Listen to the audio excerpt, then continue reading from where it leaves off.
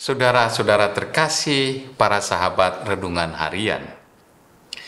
Terkadang ada dalam pemikiran kita, kalau kita bicara tentang dunia, tentang mamon, ada kesan dunia dan mamon adalah hal-hal yang bertentangan dengan kehidupan rohani. Kata-kata Yesus meneguhkan hal tersebut. Yesus berkata, "Janganlah kamu mengumpulkan harta di bumi. Di bumi ngengat dan karat merusakkannya dan pencuri membongkar serta mencurinya. Tetapi kumpulkanlah bagimu harta di surga."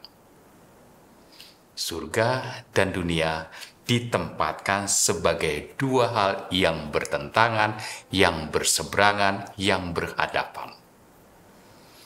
Akan tetapi hari ini kita mendengar pesan Yesus yang berbeda tentang dunia, tentang mamon.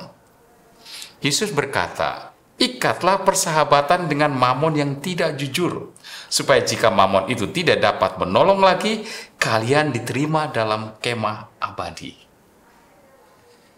Pesan ini tentu mengagetkan, sekaligus kita diajak berpikir dengan lebih baik lagi soal sikap kita yang sering memposisikan dunia dan surga secara berseberangan.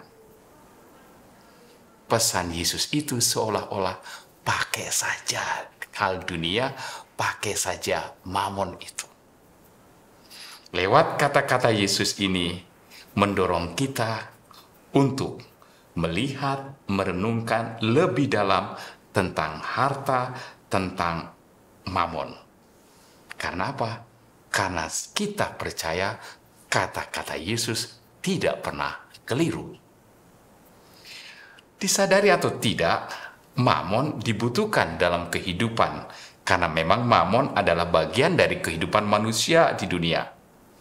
Akan tetapi, ketika mamon menjadi tuan dalam hidup, maka hidup kita sepenuhnya tergantung pada mamon.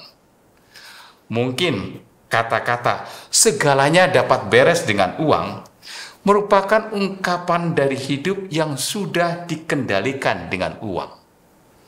Artinya, segala sesuatu pokoknya duit.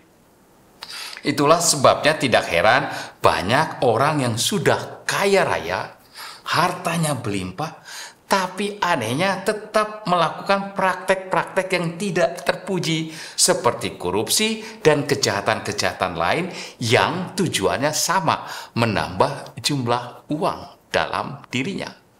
Bukankah ini aneh sebetulnya? Karena kalau kita bandingkan, hidupnya sudah jauh lebih baik dari orang kebanyakan. Nah, hal sebaliknya bagi mereka yang hidupnya tetap terarah kepada kehidupan kekal, uang atau mamon adalah sarana dan rahmat untuk berbuat kebaikan. Uang digunakan untuk membantu sesama, untuk menjalankan pelayanan, untuk membangun sarana-sarana yang berguna bagi banyak orang. Meski uang memadai, tetapi toh hidupnya tetap menampakkan kesederhanaan, tidak berlebihan. Uang dijadikan hamba yang digunakan sesuai dengan keperluannya. Sikap ini mendorong banyak orang-orang yang berkelimpahan harta melakukan karya-karya sosial kemanusiaan. Mereka tahu harta ini tidak akan abadi. Harta ini adalah titipan Tuhan. Maka saya gunakan juga untuk kebaikan. Harta yang banyak mereka gunakan untuk berbagi dengan sesama, untuk mensejahterakan sesama. Harta pada dasarnya tetaplah sesuatu yang selalu ada di hadapan kita. Kitalah yang akan menentukan harta itu menjadi tuan atau harta itu menjadi budak kita. Sikap kita terhadap harta akan menentukan pula bagaimana hidup kita kelak setelah kematian. Jika harta menjadi tuan kita, mungkin hidup kita setelah kematian sangat memprihatinkan. Tetapi jika harta itu menjadi budak kita yang kita gunakan untuk menolong sesama, sangat mungkin sekali hidup kita penuh kebahagiaan di kemudian hari. Harta adalah pilihan Anda semua. Mau menjadi apa? Menjadi tuan atau budak bagi hidup kita. Tuhan memberkati.